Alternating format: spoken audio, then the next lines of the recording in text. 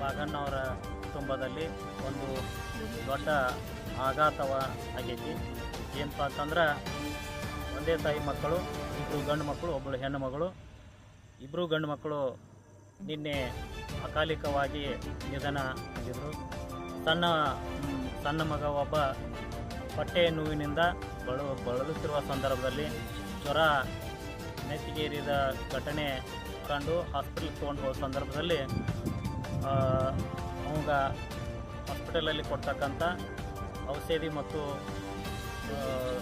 ಫಲಕಾರಿ ಆಗದೆ ಆಕಸ್ಮಿಕವಾಗಿ ಹಾಸ್ಪಿಟಲಲ್ಲಿ ನಿಧನ ಹೊಂದಿದರು.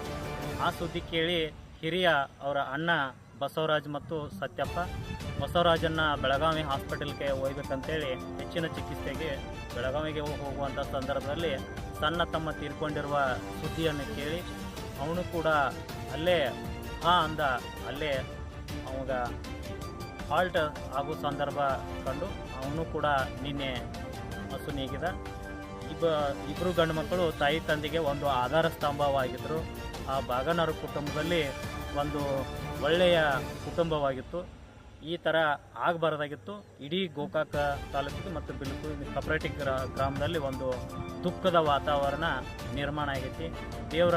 ಅವರ ತಾಯಿ ತಂದೆಗೆ ಮತ್ತು ಅವರ ಕುಟುಂಬಕ್ಕೆ ಒಂದು ದುಃಖವನ್ನು ಭರಿಸುವ ಶಕ್ತಿ ಆ ಭಗವಂತ ಅವರಿಗೆ ನೀಡಲಿ.